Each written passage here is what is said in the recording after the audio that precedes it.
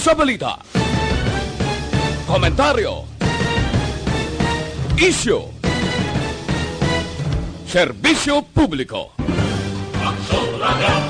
Sa Bacolod, Aksyon Radio. Aksyon Radio!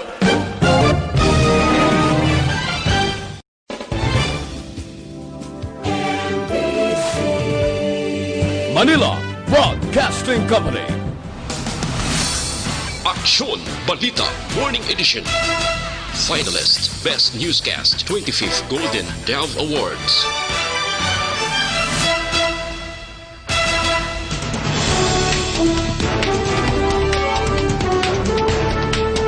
Sa ato nagapanguna nga mga Pangulong dinalan sa mga balita lokal, isa ka barangay sa La Castellana ginpaidalom sa community lockdown bangod sa madamong kaso sa COVID-19.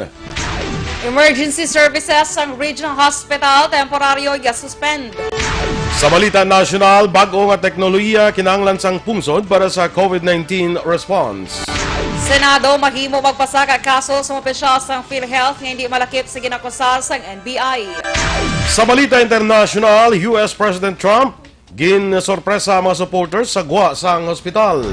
Sa balita sa sports, NBA players posibleng nga hindi na makaintra pa sa Olympics. Balita entertainment, Sofia Vergara nag-top sa Forbes highest paid actresses list. Samtang sa balita espesyal, aton pag-istoryahan mga tips para magbakal ang pagkaon sa online selling. Maayong aga Bacolod, maayong aga Bilogamahin sang Western Visayas. Karong adlaw Lunes, Oktobre 5, 2020. Ang inyong news team, Aksyon Dorel Cabal. Kag-Aksyon Boy Duran sa aton balita sa lakat sang panahon. Las 3 kaina sang kagahon ang low pressure area nakitaan sa 360 kilometros na sidlangan naminhan na sidlangan sang Virac, Catanduanes. Samtang isa pa kay LPA nakitaan sa 425 kilometros sang na katundan sang Sangli Point, Cavite City. Sa Cavite, ang southwest monsoon kon hangin habagat nagapekto karon sa southern Luzon, Visayas kag Mindanao.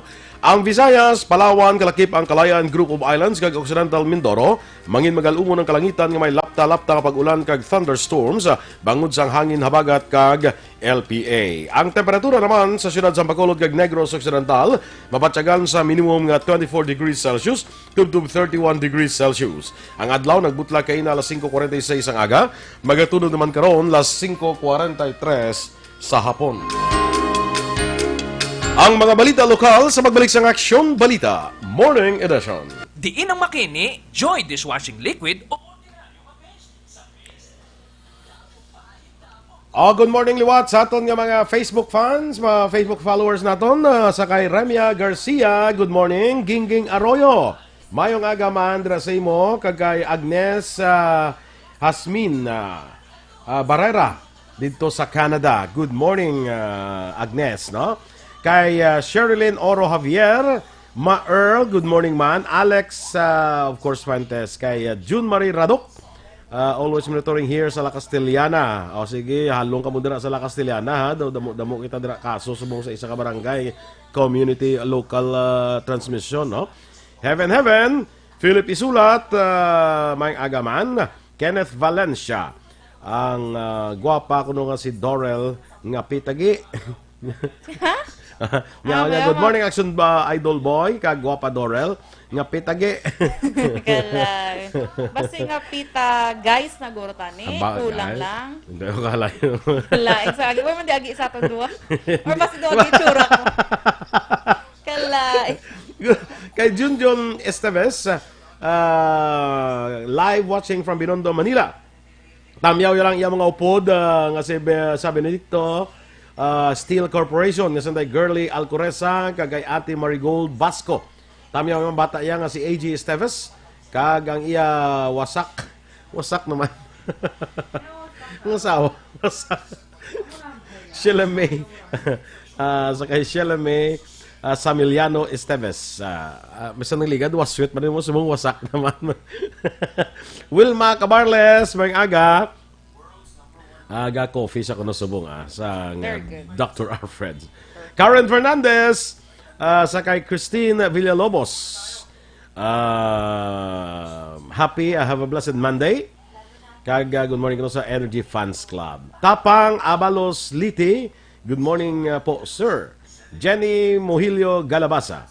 Watching Facebook Live kami di sa may Palmas del Mar. Oy, mga taga Palmas del Mar, good morning dra sa inyo. Sige guro sila ko, no? Baton sa mga guest. Johnny Bailado, may agaman. Sa kay Kelly Jelly, happy Monday. Keep safe everyone. Lihog sa Mindoro, greet ko Mr. Beboy Villasor and all Salvadorians. Always watching from here sa USA. Bambi Padernal, may agaman. Jose Harrison Lapinig Junio, dira sa may Stonehaven, Granada. Sakay Tapang Abalo sa Liti, okay na, no? Ginatambayaw niya kuno sa AB Magalona sa may barangay Batya sa Tapang family kag sa Bidonia. Alin kay Lito Tapang sa Subic, Zambales, may aga. Felix Gangoso, live man nga nagamonitor sa aton subong. Kay migot Doc Ronnie Baldonado. Good morning, Doc. Ronnie Baldonado. Mayang aga. Ricky Malala, good morning. Sa kay Ronnie Vega. Good morning liwat sa imo dira. Kay Jean Buerom, Teresa Linaha Cayaw. Good morning. Kag sa batch 81 sang Ramon Torres National High School. Good morning gid sa aton mga classmates, no? Evelyn Nipomuceno. Have a nice Monday, everyone. Sakay, nakadali lang, nagano to ako nag-alay na. Sakay, Felix Gangoso. Sige na. Vanessa Mayo. Hello, I'm here na. Good Sunday evening dra sa inyo mga ka-aksyon. Listening lang di kami sa Rochester, Minnesota State. Rochester. Mary Grace Eugenio Fermin. Good morning kuno boy and Inday Doors. Good morning ng Mary Grace. Dara sa Mayla Castellana na sa Action Boy. Okay. Yes. Good morning ang Action Radio. Halin kay Don Don watching from Barcelona. Abi ko na sa Espanya. Gali kay sa Escalante. Sa Escalante City. Yes. Gali. Sige. Okay, ang iba naman karon naman ano? Standby kita sa aton mga balita lokal.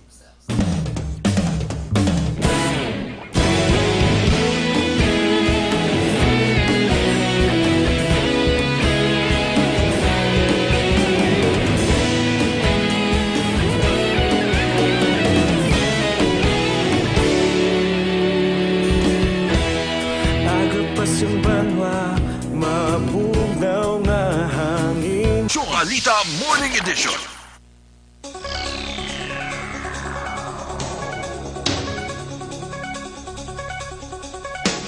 Action Radio Philippine Standard Time, 7:11 sa detalye na sang mga balita lokal. Ginpaydalom sa community lockdown ang Barangay Manghanoy sa Banwasang La Castellana umpisa Oktubre 3, 2020. Sa interview sa Action Radio Bacolod, ginpahayag nila Castellana Mayor Ramayla Nicor Mangilimutan nga nagpagawa siya sang executive order nga nagamando sang lockdown kasunod sang 20 ka kaso sang community transmission nga na-record sa Manghanoy. Nasaad sa Section 1 sang EO nga no movement sa tanan nga residente sang barangay, magluwas lamang sang emerhensya kag magbakal sang importante nga kinahanglanon. Samtang ginmando sa alkalde ang mandatory nga stay at home sa tanan nga residente sa barangay proper ilabi na sa merkado. Kag kaiping nga mga balay sa isa ka nag-positive nga local transmission case magluwas kon emerhensya kag may gindesignar naman nga personnel nga amo ang magbakal sang ila nga mga kinahanglanon. Conference kami with the Task Force COVID, with monitoring team, RHU, tanan. Nag-collaborate kami with barangay captains and then hulog ko executive order through the recommendation of our IATF Municipal Task Force.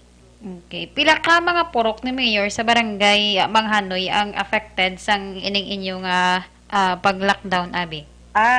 Barangay. Bilogid Bilogid nga barangay. Okay. May total lockdown kami duwa ka purok. Purok proper kag purok Apolonia. Ang kabahin sa pahayag ni Mayor Ramayla Nicor Mangilimutan. Nagpositibo sa COVID-19 ang 17 sa 45 nga close contacts ang pastor kag duha ka kaupod sini nga una nagpositibo sa virus sa barangay Manghanoy, Banwas ang La Castellana. Sa interview sa Action Radio Bacolod ginkumpirmar nila Castellana Mayor Ramayla Mangilimutan nga nagwa ang positibo nga resulta sang pastor kag duha ka kaupod sini sadtong Setyembre 29 kag karon yara na sila sa isolation facility sa Banwas sa Ibi Magalona. Sudo pa sa alkalde sa 17 ka close contacts nga nagpositibo, napulo sa ila ang gindala sa isolation facility sa barangay Biak na Bato kag 7 ang gindala sa Social Evacuation Center sa South Elementary School. Sige mangilimutan ang nakakuha pa sa dugang impormasyon kung paano na-infect ang pastor kag duha ka kaupod sini. Samtang nagapada ng contact tracing effort sa Banwa para sa mga close contact naman sa 17 ka dugang nga nagpositibo. Bali, ang ato nga pastor nang among siya ang kung magagalibot bala sila for Bible study, mamong na. So, since up to now, although nga nag-positive sila, we're still getting information from them kung paano sila na-contaminate. But ang pastor, kang iaupod, magikat sa positive, so na-contact trace, na-swab natin 45 kabilog after them, sa 45, 17 gid ang nag-positive na manuwat. Kabagin sa dugang pahayag ni La Castellana Mayor Romaila Nicor, mangilimutan. Ginkumpirmar man ni Mayor Mangilimutan nga may 8 ka personal halin sa Regional Mobile Force kag 8 man ka personal sa Negros Occidental Police Provincial Office ang yagin request bilang augmentation force sa 2 ka border control points naging pahamtang sang Banwa sa tuyo nga malimitahan ang giyo sang tao. Sa interview sa Action Radio Bacolod, ginpahayag sang alkalde nga ang 16 wala pa nalakip sa 150 tanan ka frontliners nga ginalakipan sang tanod, uniform personnel kag concerned LGUs nga ginpahamtang naman sa mga inner border sa tuyo nga magbantay sa giyo sang tao kag para magbakal sa kinahanglanon sa mga residente nga wala ginatugutan nga makagwa. Una dili ng paggawa sa executive order si Mangilimutan nga nagapaidalom sa community lockdown sang barangay Manghanoy kasunod sang kaso sang local transmission sang COVID-19. Yeah, nag-met ko sa 2 ka barangay adjacent to Manghanoy, which is ang highway, amo ng Kamandag, kag ang Kabakungan, na sila anay ang in charge sa control point na ipatigayon naton nga hindi makasulod yung makagwa sa barangay. So now we requested man sang RMF, sa Regional Mobile Force, ang PNP, kag sa NOPC from NOPO. So, ang kabahin sa pahayag ni Mayor Romaila Nicor Mangilimutan.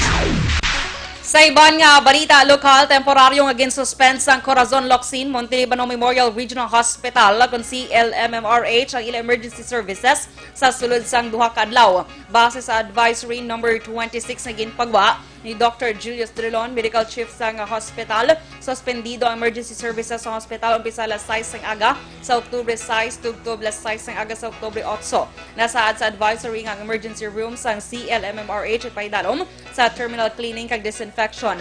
Ipaidaloman sa rehabilitation ang emergency area, lakip ng electrical, mechanical kag air condition units. I-reposition sa hospital ang hospital bed sa emergency room para madamo ang mga pasyente ang makomodar sa isolation. Ginanunsyo man sa hospital nga may bagong expanded nga triage ay ga-set up para sa maayong nga pag-akomodar sa makinahanglanon sang pasyente. Suno kay Drilon, padayon naman nga magbato ng hospital sa mga pasyente nga ginakabig nga extreme emergency case. Mayoriya sa public school students sa siyudad sa Bacolod ang napili isang printed module para sa distance learning. Base sa datos ni Bacolod Schools Division Superintendent Gladys Amelane Sales, 62.3% ang napili isang modular distance learning, 33.3% ang radio-based instruction na ginalakipan sa kinder to grade 3, kag 4.4% ang online distance learning nga ginalakipan sa 18 ka elementary schools, 8 ka junior high schools, kag 2 ka senior high schools. Nagdangat na sa 108,067 ang enrollees sa public school sa Bacolod ukon 98.4% sang talikdan nga school year nga mayara sang 109,867. Ginapaabot ni Sales nga malambot nila ang 100% ng enrollment kasunod nga ila sa gihapon pagabatunon sa tiyon nga may magpa-enroll pa tubtob sa katapusan sang Oktobre. Pero i-ensure na nila nga nagkataon ila bata. Kaya mo man nang ginapakayo naman nga ang kung reader ang bata makataon ay actually sa iya nga mga module. Si ano lagi sila, si 2 na nagkataon. Kasi wala nagkahampang ML o ano. Ang kabahin sa pahayag ni Schools Division Superintendent Gladys Amelane Sales. Diskwalipikado ang 12 ka mga barangay sa siyudad sa Bacolod sa natalana nga deliberasyon sa Regional Oversight Committee sa adlaw sang Biyernes, Oktubre 9, 2020. Sunod kay PDEA Negros Occidental Head Nicolas Gomez, ang mga ini, ang mga barangay 11, 13, 22, 25, 32, 34, 36, 39, kag 41. Diskwalipikado man ang barangay Pilisa, Granada, kag Pahanukoy. Sunod kay Gomez, pagi sa on-site pre-validation, igin patigaan sa ilang agensya nagligad yung bulan, wala na kumpleto ang mga requirement nga ginapangita kag ginakinahanglan sa PDEA para mapresentar sa mga ini sa ROC ang ginabugusan sa ilahanay, DILG, DOH, PNP kag iban pa. Ginpaathagman ni Gomez nga agin disqualify sang ila ahensya ang 12 ka mga barangay sa syudad. Inabangod may mga presensya pa sang illegal nga droga o kung illegal drug activity sa lugar, kulang ang pangalan sa mga drug surrendery kag wala na kumpleto ang community-based rehabilitation program. Action Radio Philippines Standard Time, las 7:19. Kag para naman sa Para labanan ang banta ng COVID-19 sa ating bansa, mahalaga ang kooperasyon ng bawat isa. Ang pananatili sa loob ng bahay ay isa sa pinakasimple pero pinaka-epektibong paraan para hindi kumalat ang virus. Kunwari, ikaw ang tuldok na ito. Malusog ka at malakas. Lumabas ka ng bahay. Ang hindi mo alam, may nakasalamuha ka ng may COVID-19. Tandaan, mahirap malaman kung sino ang may virus, pero madali itong maipasa sa iba. Pwedeng naipasa na pala niya ang virus sa iyo nung umubo siya o bumahin. O baka naman ay nahawa na dahil humawa kayo sa parehong bagay na kontaminado. Ngayon ay mayroon ka na rin COVID-19. Isa ka ng carrier na makakahawa sa iba. Dahil maaaring ilang araw pa bago lumitaw ang sintomas na ubo, sipon, hirap sa paghinga at lagnat. Pwede ring wala kang nararamdamang sintomas, ngunit nakakahawa ka pa rin. Pag-uwi mo sa bahay, maaari mong mahawahan ang iyong pamilya. Kasama na rito ang lolo at lola mo o ang mga magulang mo na may edad. Sila ang may pinakamahina na depensa laban sa virus. Ang mga may sakit sa puso, diabetes, high blood, at iba pang pre-existing conditions at mga buntis, mahina ang panlaban sa COVID-19. Kapag na-infect ang taong mahina ang immune system, posibleng magkaroon siya ng malalang karamdaman at kailanganing dalhin sa ospital. Sa patuloy na paglabas ng bahay at pagpunta sa pampublikong lugar, tinatayang maaari kang makahawa ng 3 pang tao at sila makakahawa ng mas marami pang iba. 20% ng mga nahawa ay maaaring maospital at dadami ng dadami ito habang mas kumakalat pa ang virus. Bukod sa dumaraming COVID-19 patients, marami pang ibang may sakit ang nasa mga pagamutan. Ang mga pasyenteng malubhang-malubha na ang karamdaman, hindi na maaasikaso. Wala ring lugar para sa mga pasyenteng may ibang karamdaman. Kaya nating iwasan ang patuloy na pagkalat ng COVID-19 kung iisipin natin ang... Okay, good morning Draliwat, kay Attorney Rex Celis. Attorney, good morning sa imo. Sa kay Antonieta Yap. Good morning Antonieta. Nag-monitor subong.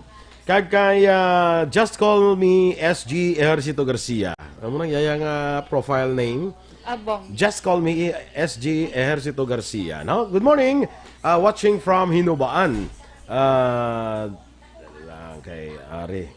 Sa kay, of course, kay Wilma Inocencio Cabarles, good morning man. Kay Gracia Horvidalia, may agas sa imo.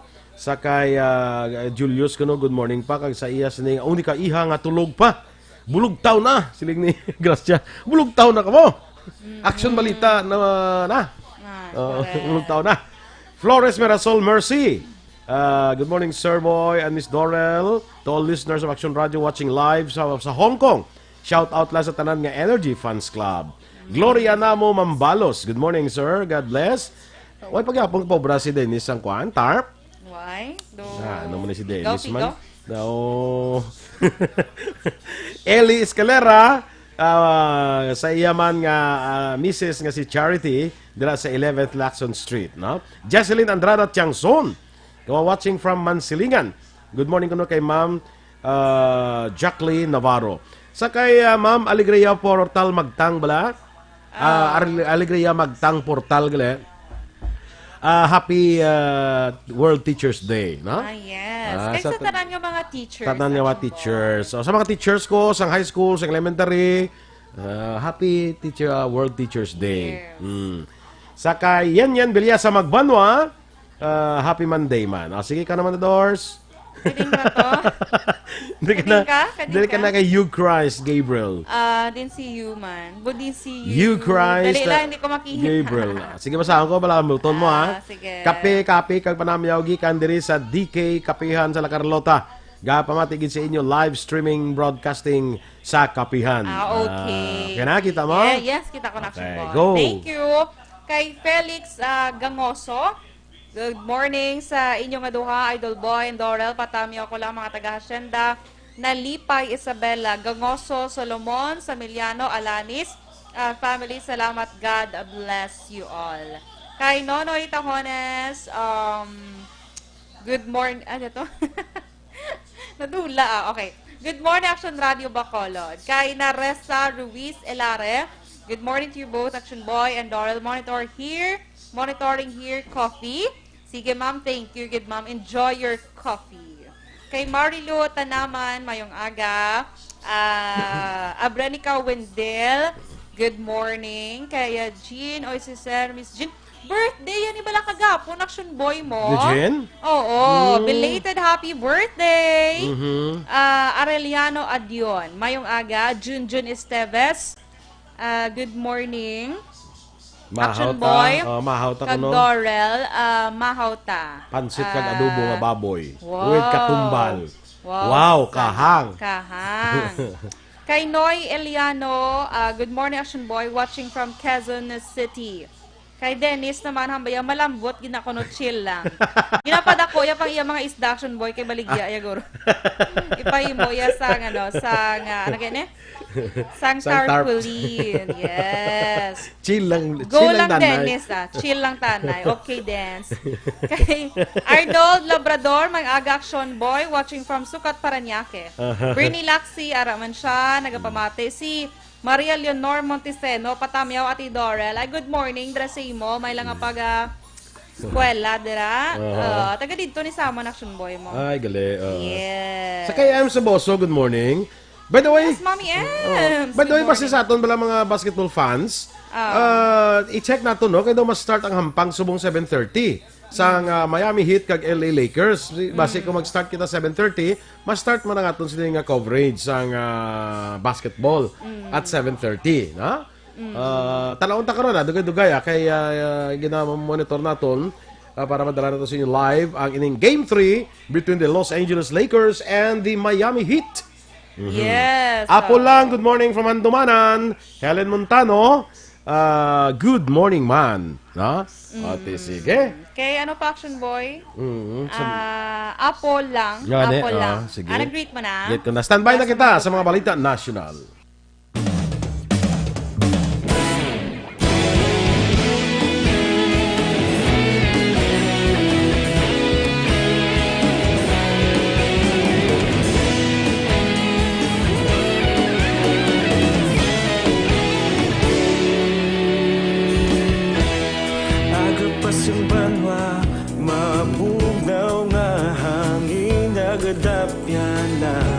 Ikaw nang ginapamatian namon ginasandigan.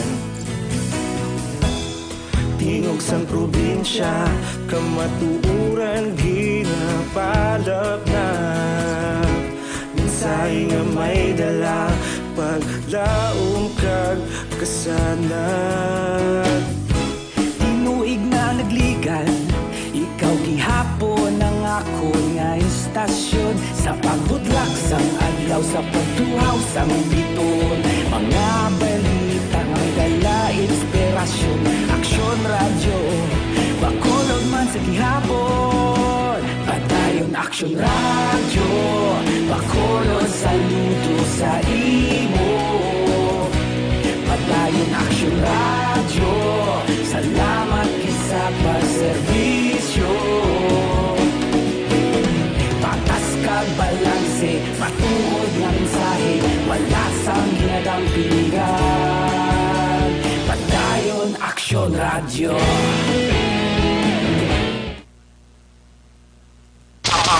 Balita Morning Edition. Action Radio Philippines Standard Time na 7:28. Detalye na sa mga balita nasyonal. Ginpahayag ni National IATF Deputy Chief Implementer Vince Dizon nga ang pungsod kinahanglan nga i-adapt o kung mag-adapt sang bag-o nga teknolohiya ilabi na sa testing methods para mapaayo ang COVID-19 response. Ginpahayag ni Dizon nga ang mga opisyal naghimo na sang National Action Plan Phase 3 sa pagsapol sa syudad sang Baguio sang weekend. Sunod kay Dizon, kinahanglan na nga padalion ang pag-adapt sa bag-o nga teknolohiya sa testing, pareho sang antigen testing, saliva testing kag breath testing. Duha man ni Dizon kung basihan ang kanamuon sang napatay sa COVID-19, makita nga ang Pilipinas may ikasarang sa pagtingwa kag mag-manage sang sini nga pandemic.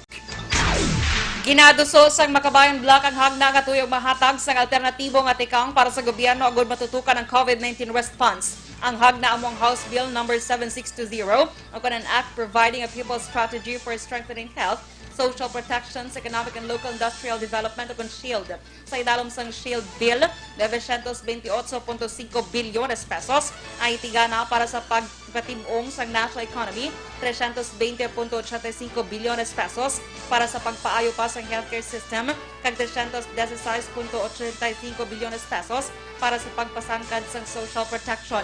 Sunod kay Bayan Muna Party List Representative Carlos Isagani Zarate, 10 bilyones pesos lamang ang ginalokar sa mass testing sa idalom sang Bayanihan to Recover as One Act, kag wala sang alokasyon para sa libre nga COVID-19 treatment sa mga government hospital para sa publiko. Gi-improvisa naman ni Presidential Peace Advisor Carlito Galvez Jr., ang Chief Implementer sang National Task Force on COVID-19, nga wala na sang trade-off sa COVID-19 response ng gobyerno sa implementasyon sang third phase ng National Action Plan agud ma-address ang pandemic. Sunod kay Galvez, sa Phase 3, tutukan sang gobyerno ang ikayong lawas sang publiko, samtang ginatungwaan nga mapabalik sa liwat ang normal nga dalagan sa ekonomiya. Ang kahulugan sang trade-off amo ang mga ginhimo sang gobyerno nga pagkompromiso sa pila ka bagay sang una ginimplementar ang NAP. Wala naman direkta gintumod ni Galvez kung ano ang mga kompromiso sa gobyerno sa COVID-19 response. Apang isa sa pinakadako nga sakripisyo sa gobyerno amo ang pagpatuman sang istrikto nga lockdown para mapunggan ang posible papaglapta sang virus. Kag sa katapusan nga balita national, mahimo nga magpasaka sang kaugalingon nga kaso ang Senado batok sa opisyal sang PhilHealth nga hindi magpasakaan sa National Bureau of Investigation o kon NBI angot sa ginalagar anomalya sa ahensya. Ginhimo ni Senator Panfilo Lacson ang pahayag matapos ng NBI nagpasaka sa kaso ng graft and malversation batok sa pila ka opisyal sa PhilHealth angot sa ginalagar anomalya sa interim reimbursement mechanism o kon IRM. Lakip sa mga ginpasakaan sa kaso sa Ombudsman ang masandang resigned PhilHealth Chief Ricardo Morales, Executive Vice President kag Chief Operating Officer Arnel De Jesus, kag Senior Vice President Renato Limshaco Jr. kag Israel Francis Pargas. Sige. Action Radio Philippines Standard Time, la 7:31. Sa aton mga ka-aksyon, ginabudlayan sa pagpamuhin, delikado gid inaabot posible tapikan ikaw sa